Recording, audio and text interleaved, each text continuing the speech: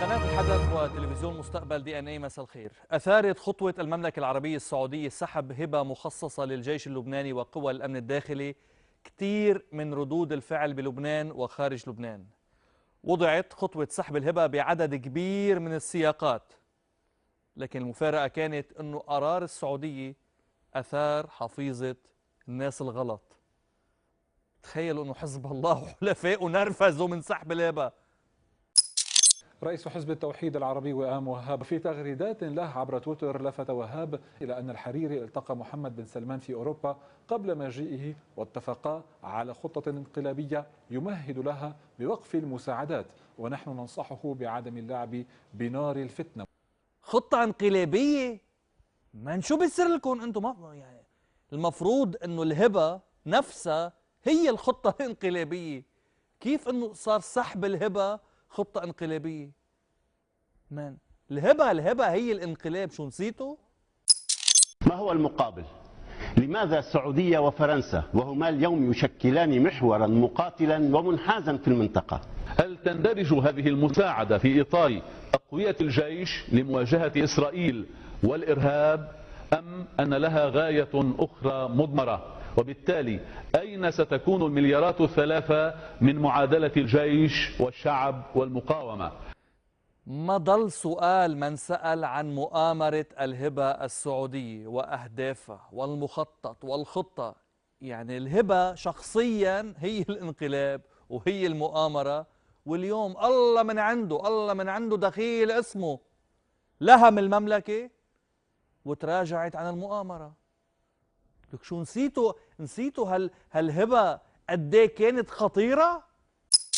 لماذا اعتبرت القناة الأولى الإسرائيلية أن هبة السعودية للجيش اللبناني تطور مؤثر جدا قد تستفيد إسرائيل من ثماره في المستقبل؟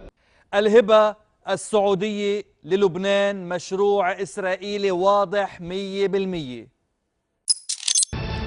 ترحيب صهيوني بإلغاء الهبة السعودية للجيش اللبناني.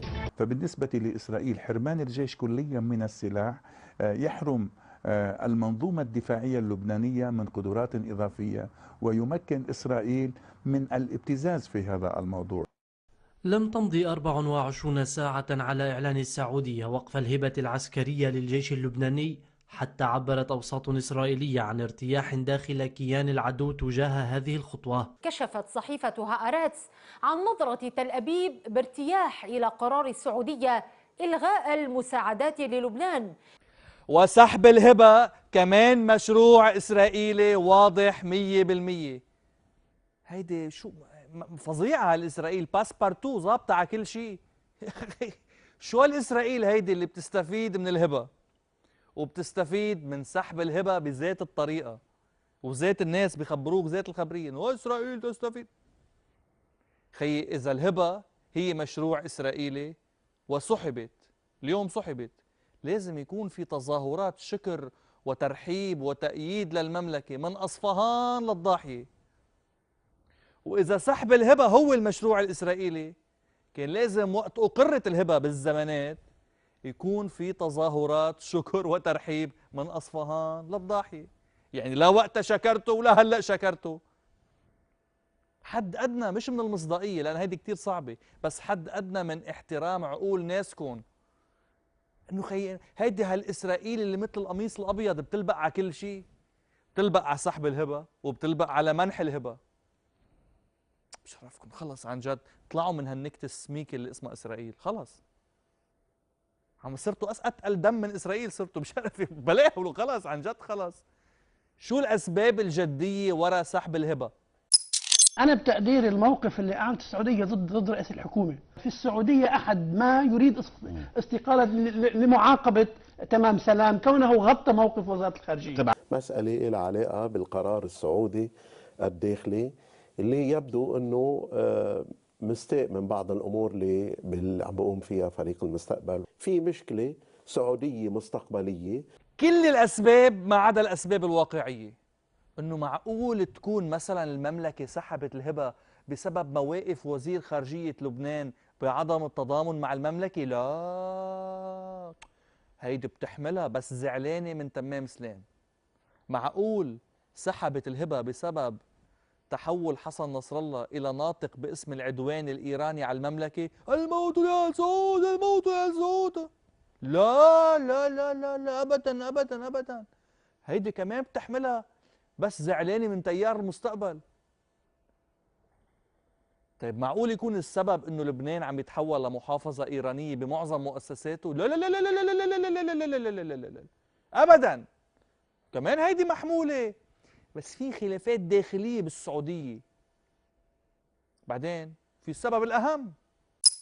قال حزب الله في بيانه إن العالم بأسره واللبنانيين خاصة والمؤسسات المالية المحلية والعالمية تعلم علم اليقين بأن السعودية تعاني من أزمة مالية خانقة بسبب حجم النفقات الضخمة لعدوانها الآثم على اليمن الشقيق، وبسبب مؤامرة انخفاض أسعار النفط في السوق العالمي والتي تقف السعودية وراءها.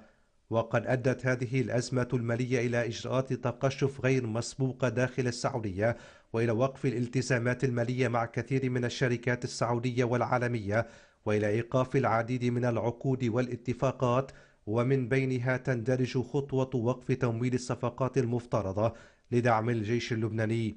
وإلا لو ما الضيقة المالية كان على قلبها مثل العسل يكون لبنان محافظة إيرانية وكانت كملت تدعم المحافظة بكل التفاصيل.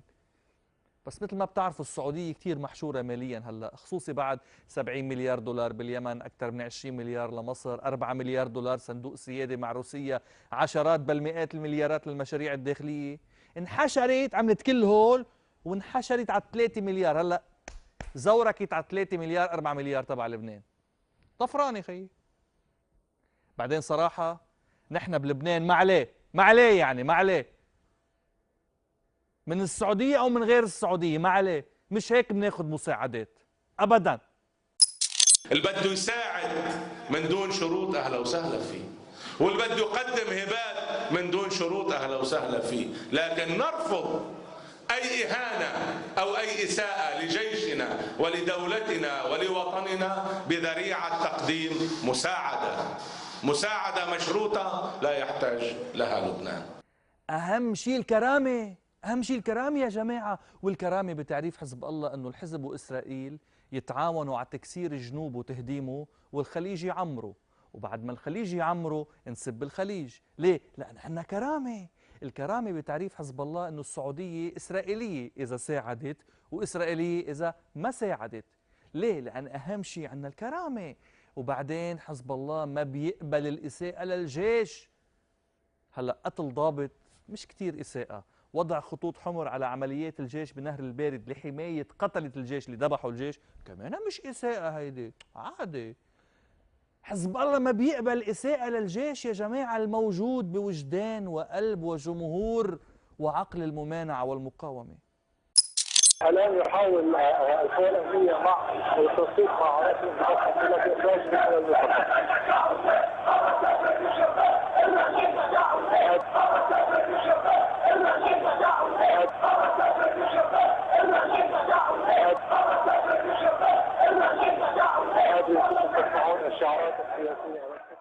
بدك تعتبر الجيش مزروع زرع بوجدان جمهور المقاومة، زرع يعني في خر بر هيك مفوتين له اياه على راسه.